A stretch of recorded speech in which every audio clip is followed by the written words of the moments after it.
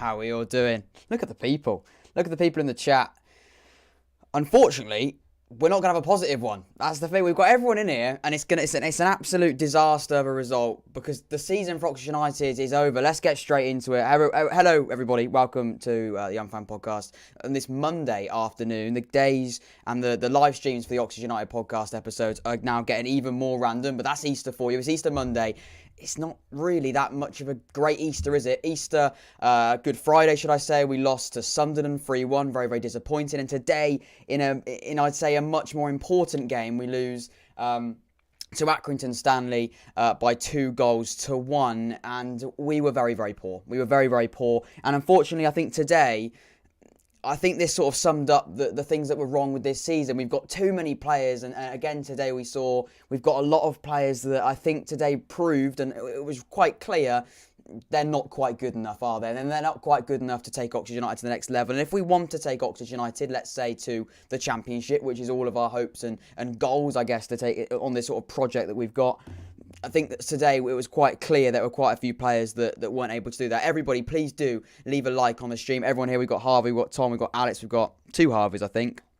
Alex, like I said, we've got Tom Evans as well. We've got about 17 different Toms, and we've got 14 people watching right now. Every single one of you, please do subscribe to the channel, and always, please do leave a like because it helps the podcast as well. But unfortunately, like I keep saying, like I've already said, it's a very quite disappointing day, isn't it? Because we had hopes, we have dreams to take Oxford United to the next level and finish and find those playoff spots. But unfortunately for Oxford United, I think that's finished today, and I think that is over because after that Sunderland result, we had to win from 6 from 8. We've now got to win 6 from 7. It's just looking quite unlikely, and it's a shame because. But then we have to look at it from the point of view of at the start of the season we were very, very poor, and really if you have that much of a bad start to the season, you don't really deserve to go up. Matthew's come in and said promotion hopes are over, and I think you're spot on there, mate. I think they are over, and it's a shame, isn't it? It is a real shame that they have finished. Paul Groves, let's face it, players are over. Everyone's agreeing. I think we're all quite certain with that. We've got 14 odd people on here right now, so please do all get your thoughts on the game. If you didn't watch it, then feel free to ask questions. I'm sure myself and the chat as well will help you answer those. But I think the sort of the biggest outcome that will come out of all of this was we had a really bad start. I mean, it should have been 3. There was a clear goal that crossed the line from Accrington Stanley, but there's no goal line technology in League One down there, so there's no goal being given there. But it's a shame, isn't it? It is a shame, and that's just the way it is. It was a clear goal. It should have been 3-1. We had some chances here and there. We maybe could have gone on and got something more from the game, but even a draw wasn't enough. I know we can't really be fussy now. We've lost the game, but generally a draw wasn't enough today. Every one of you, please do leave a like on the stream and subscribe if you're new. But yeah, it's disappointing. It really, really is. If we go through the game, we can, you can see on the screen the starting 11. We had, we had Chadipo staying, but we did have Longback. Into the team, which I guess was a positive, and one that I think when we saw that team sheet, that they gave us a bit more confidence. We had Hansen down at left back. That's just seems what Tom just said. Unfortunately, mate, in football, there's not too many gulags, and I think that's the issue. I mean, I wish we did, but I really, really don't think we've got much of a chance. And we look at the games we've got coming up. Arguably, some say that they're a nicer run of games and they're a nicer finish to the season. But today was a result, and today was a game that we had to go on and win if we had any slim chances, and if we had any more chances to get out of this division and try and finish in the top 6 come the end of the season. We had an opportunity, we had a chance, and once again we bottle it. I mean, we look at the league table again. I'll bring it up so I can say it, and I'll tell you how it is. But I think by the end of tomorrow, obviously Lincoln and Charlton are playing tomorrow.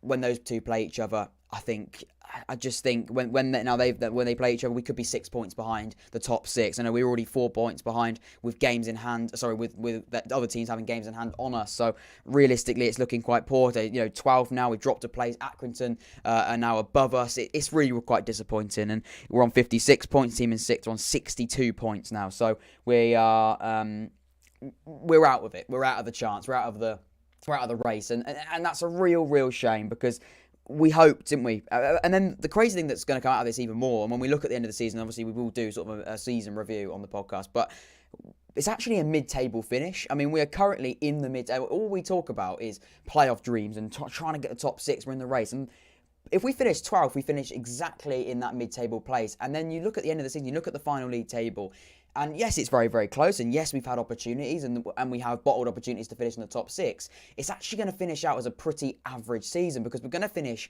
sort of. I don't think the playoffs is over. We're not going to finish 6th or anything like that. I think we're probably going to finish between 9th and 12th, and so that's not where we want to be at all. But it's going to be an average season, isn't it? It's going to be a season where we look back and go, we had a very, very poor start. We went on a really good run, and then we just fell off. We fell off a cliff. And that's the really disappointing thing, is that we really haven't. After that run, I think we got a little bit ahead of ourselves. I think we got a little bit arguably cocky, arguably arrogant about it. And, we were so sort of on the run with pure excitement and pure thrill of this fantastic run, and then we just fell off a cliff, and it's just ends in a really disappointing manner. And it is going to end in a disappointing manner now, because we're not going to finish where we want to finish, and obviously, like I said, that's a really big shame. If we look at the team, if we look at the starting 11 on the screen, like I said, please do, all of you, give your thoughts on the game, give your thoughts on the game, and also give your man of the matches. Don't bother with that, but do leave a like and subscribe if you're new. I mean, Tom says at least we won't go down. I mean, yeah, we haven't got to worry about relegation, which is something that we worried about at the start of the season. But I don't think we've got to worry about that now. But it could be a mid-table finish, and at the moment, it's looking like it is. We look at starting lineup, Stevens as well. And what I'll also say as well, and I think this is a really interesting point, and I'll be interested to see how other people see this. But there's actually players in this team that could now go in the summer, and we always talk about sort of bringing players in, and we can rebuild the squad and add additions. We need a left back, we need a centre back.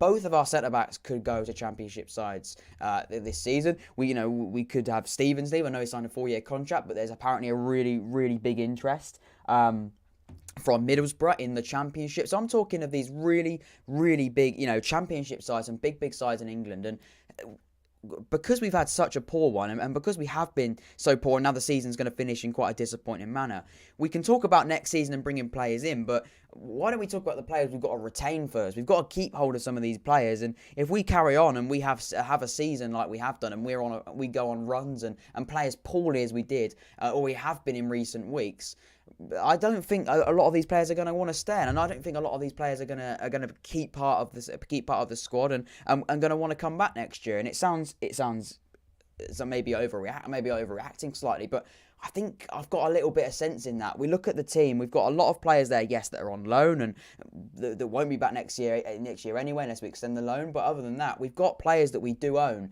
that are going to be wanted by some top sides. And we've got to keep hold of them. If we don't go up, and we talk about Brannigan, another one as well, Brannigan wants to be part, and he said it when he signed the contract at the end of the season.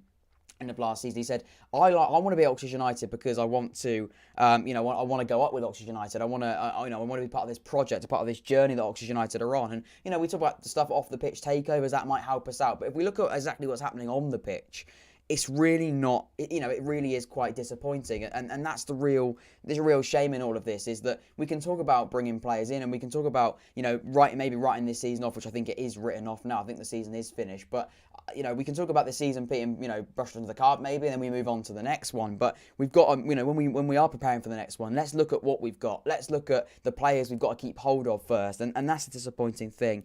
And please do keep bringing your thoughts in the chat as well. We've got a few people in here today, and in a really disappointing result and a disappointing atmosphere generally. It's been okay having you people come in, and I have thoroughly enjoyed it. But other than so far, anyway, we're not finished yet, of course. But it was, where do we go now? I think that's the big question. Where do we go?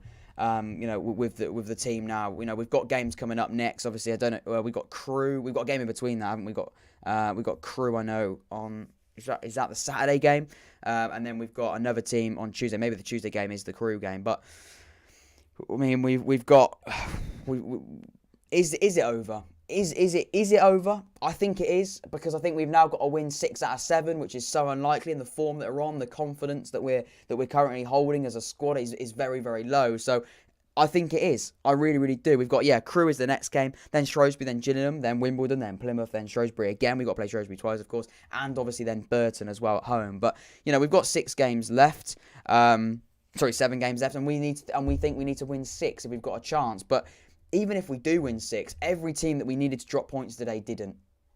I think the only one that didn't maybe was Doncaster. I think it was that didn't. I think Doncaster, fortunately for us, did drop points. But I think, to be fair, I don't think this is big. I think generally Doncaster are out of the race as well. They're now 4 to 10th, and they now fall 5 points away. And obviously we're now 6 points, so we're already 6 points away from top 6. And obviously Doncaster are now 5. They drop points as well. But you look at the teams above. We still got to play Gillingham as well, who are now 9th, and they are maybe in for a shout. I think they are. 4 points. Well, I mean, they have played 40 games, though, but they are 4 points away, having played a few more games than most of us. But, we are really now under the cosh, and I think the dream of finishing the top 6 is over. And what I think we've got to start doing now is looking to next season, which sounds crazy and sounds silly, but we have got to look at next season now, and we've got to look at where we go from here. Which players are going to stay, where do we go? And I think it's going to be an interesting summer. We don't know what's going to happen off the pitch, but generally today was a really, really poor performance. We started the game really, really sloppy. We started the game really, really under pressure. Accrington were really causing us problems, and we couldn't deal with it. We couldn't deal with the way that we'd started.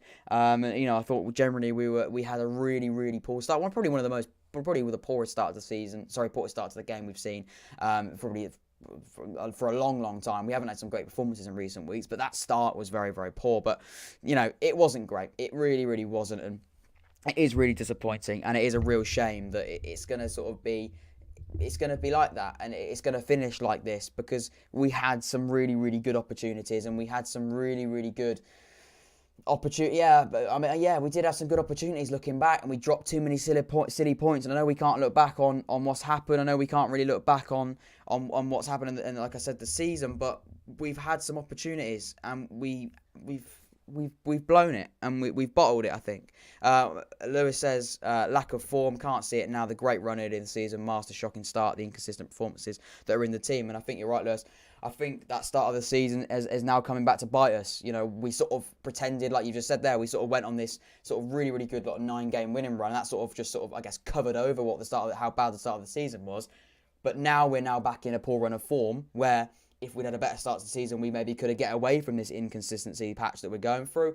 But because we've had that such bad at the start of the season, we can't get away with it. We can't get away with a bad run of form here. We can't get away with dropping points. If we'd done better against Lincoln, against Sunderland, against Gillingham, against all the teams we had at the start of the season, maybe we could get away with, a few points being dropped here and there. I still don't think losing to Accrington, who are a team you're also fighting to be in the top 6 with at this point in the season, in the running of the season, is at all allowed. I don't think you can do that. I think in a very, very competitive league where you need points, and it is a results business, you need to be winning these sort of games. But you get away with losing to Sunderland 3-1 away anyway. But at the start of the season, when you've got results and you've got opportunities to do better and you've got opportunities to get results, you can then maybe, get, like I keep saying, get away with this sort of poor run. But like Lewis said there, the lack of form now, that running gate, that real bad start to the season is coming back to bite us. And that's another reason why we have such bad... And when we look at Carl Robinson's previous seasons at Oxford Utd, this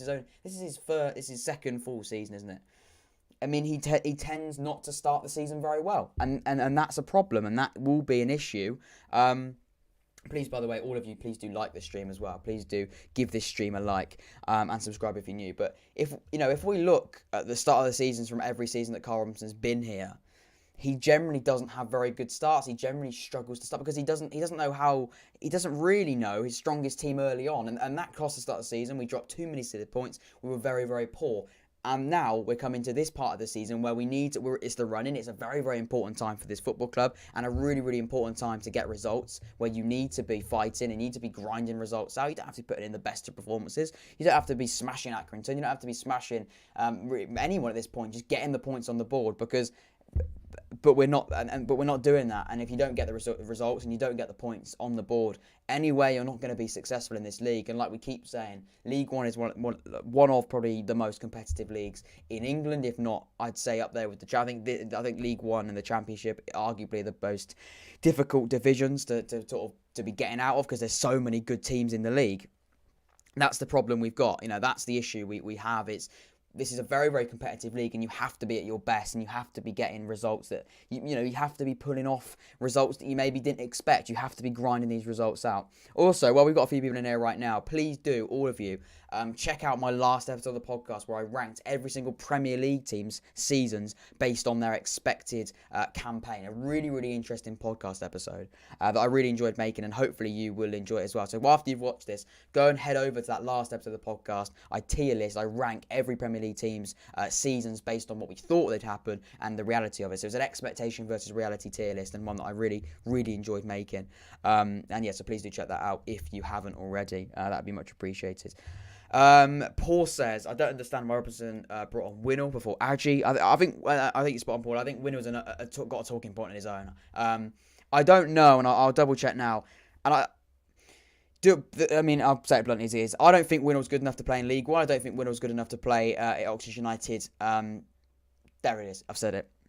I don't think he is. I really, really don't. I know I have to sometimes. I do sometimes want to be fair and don't want to be too critical of these players. But in my opinion, I do not think Sam Winnall is good enough to play for Oxford United. He doesn't look right. Is that because he's still carrying an injury? I don't know. And I don't know. That's the thing. I have no idea. I literally cannot put words. I don't have a clue of why this is the case. But he's made 17 appearances so far this season, whether that be sub appearances and starts. He scored 1 goal. I know he's been injured, but that's 17 appearances off the bench. And he doesn't get 5 minutes. He gets 15 minutes. He gets at least 15 minutes, 10 minutes a game. He comes on. And he's normally the first substitute. So that's 17 appearances, whether that's starts, like I said, or coming on for 10, 15 minutes. There might be a few minutes, 2 minutes either way. But generally, he's got 17 appearances for a striker, 1 goal. It's not good enough. And, it says there he's averaging 15 minutes a game. So he's averaging 15 minutes a game with 1 goal for a striker. He's getting chances as well. He really is getting some chances, and that's the frustrating thing even more. It really, really is. I'm just looking at the contract situation. Is he out of contract at the end of the season? His contract expires in 2022. No, we gave him a 2-year contract.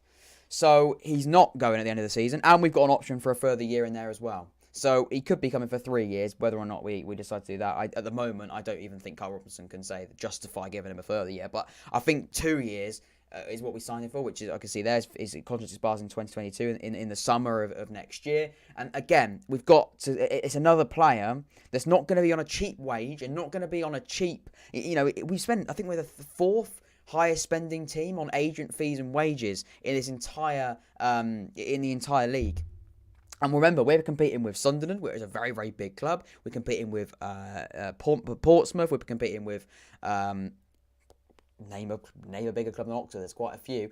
Lincoln, again, so, we're competing with some big. For some reason, a lot of the teams just completely went out of my head as I was trying to do that. But there are so many teams, and I've forgotten some of the biggest teams, obviously. Sunderland. Who else we got, people? Because I've completely had a brain freeze as I'm trying to name clubs that definitely should have more money. Hull, that's the one. Hull, Peterborough, Blackpool. Here they go.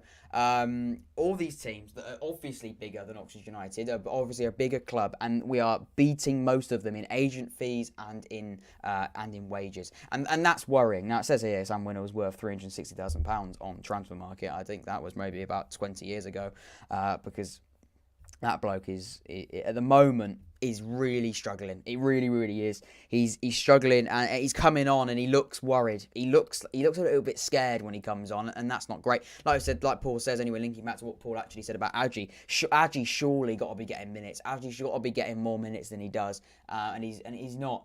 Please, all of you, if you haven't already, please do leave a like and subscribe if you're new. I guess we're on the road to 300 subscribers now. We've got 205, so I guess we're on the road to 300 subscribers, which is crazy. We only started this 5 months ago, 6 months ago now, and we're already on this crazy journey that we're on, and I'm really, really enjoying it. Not enjoying it when I have to come on here and talk about talking about really disappointing results for Oxford United. And I've just got here now, it's a disappointing way to concede and ultimately lose the game.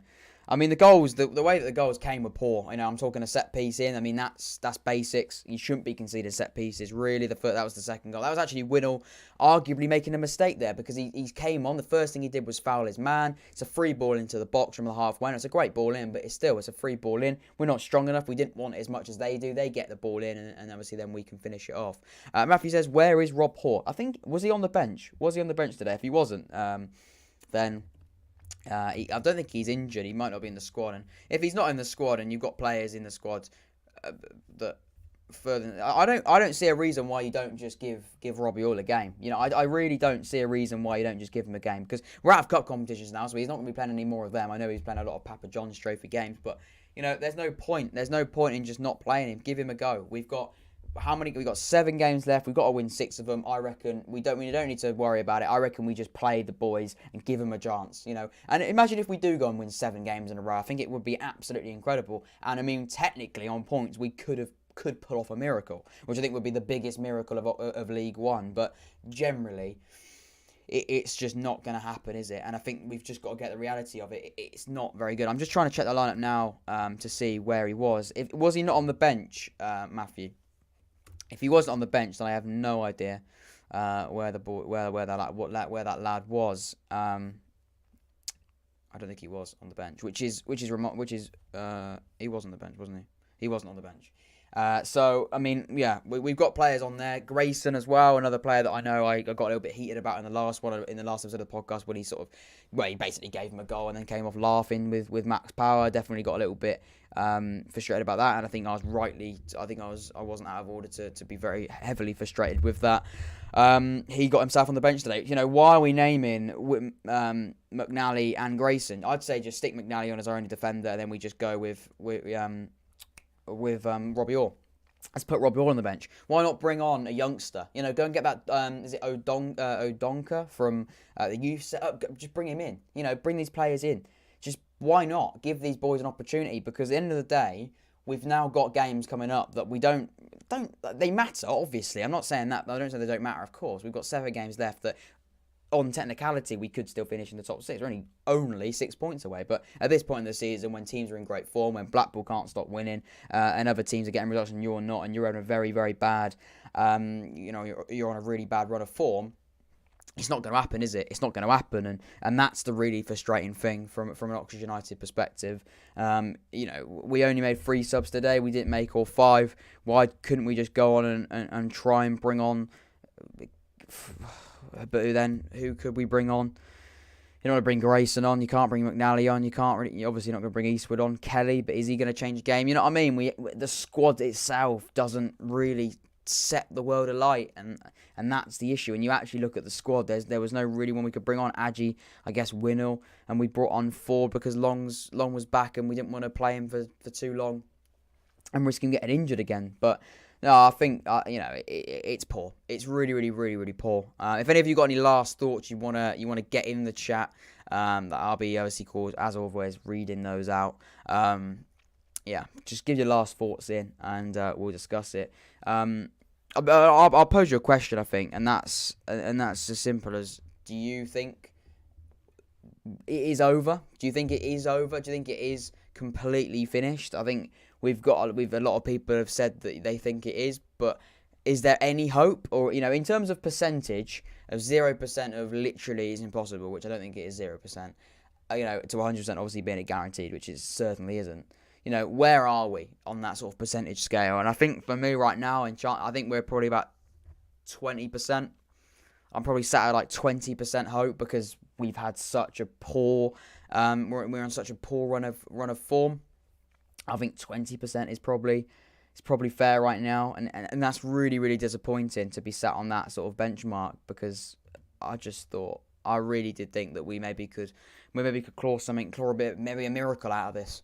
But I think in terms of percentage, I'm sat on 20% because we've got some games coming up. We've got Gillingham, who are going to give us a great game because they're on, they're carrying, they want to pull off something unbelievable, which I think they would. But yeah, please all do leave a like on the stream. We've got a few people watching still now on this Easter Monday, which is good. Quite a disappointing Easter, really. It really is quite a disappointing Easter. 2 games that were massive, really. Sunderland away, maybe not. It was I wouldn't class it as a free hit, Sunderland. I don't think it was a free hit, but it certainly was something that I thought maybe we could get something out of. When we won 1-0 up, I thought there was a bit of hope. But today certainly was a hope. Paul says 20%. Same as me. Matthew says 80% over. So yeah, 20%. We need to look to next season, which is a shame, really, isn't it? It's really quite disappointing that we've still got 7 games left and we're having to think about next season.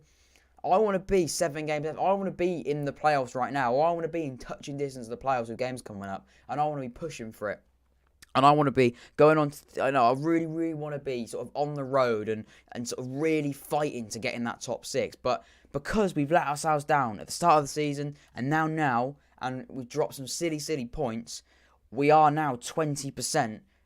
We can all really quite agree that there's a 20% chance of us now not, of us now not getting the playoffs, which is such a shame because there was such hope and there was a dream there, but it shouldn't really been a dream. I mean, we were 1 point off. We were joint point with top 6 at one point.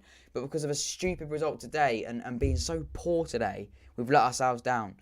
And that's what I mean. We've had so many opportunities. I know we can't look back on it, and I know we can't do anything about it now, but when you do look back on it, which is the number one rule as an Oxford United fan or as any football fan at all, you never do look back on things. You never look back on things because when you start doing that, you get even more frustrated about it. But we had opportunities and we had, chances to get ourselves in the shout and get ourselves in the mix. And technically we're in the mix, but we're not because we're not in great form and we've got teams above us with games in hand and they can't stop winning. So we have every factor. The only thing that we can sort of rely on is the fact that we've got quite a few teams in our last run in that are below us.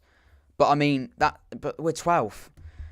The only team above us is Gillingham. We've got to play Burton, like I said, Shrewsbury, Plymouth again, and Wimbledon again. But yeah, I think it's finished, boy. I think it's all over, which is a real shame.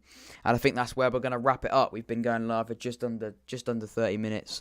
But I don't think there's much more to talk about really because the season is unfortunately. I mean, it's not over, but in football terms and in football hopes and dreams of a playoffs, I think it is over, which is a real shame.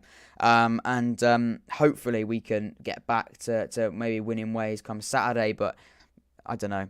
We've got some really exciting episodes of the podcast coming out. This is, like I've been saying, I want to try and get out loads of episodes of the podcast, and I want to be really, really doing it. If you want to see a predictions video, if you want to see a predictions video, I want to try and do like my final predictions for League One, my final predictions for Premier League, of course, and also I want to be doing sort of more England content as well. And if you haven't seen on TikTok, that's right, just Young Fan Podcast on TikTok, I posted a video asking for you to send in your teams, your England 11s for the Euros this summer. Do send them in. DM me them to the Instagram page either as a video or just as a message. DM me them. I want to see them. So, yeah. Because I want to be filming that and reacting to yours and discussing about yours on a podcast episode. And also be doing my 11 as well, my 23-man squad. So, yeah, things to be excited about. Other than Oxford United, in quite a disappointing day, there's some positives, I guess, to take out of it. But anyway, thank you everybody that's been part of the stream. Thank you everybody that's got involved. We've had quite a few people in there right now. Or we did at the start of the stream anyway. And we sort of have consistently throughout it, which has been great. So, thank you all. I've been Jet. It's been the Young Fan Podcast. I'll see you sort of in podcast episodes as the weeks go on. As the days of the week, the next week go on, I'll be bringing out lots of content, like I said. Hopefully you've enjoyed it. I certainly have. And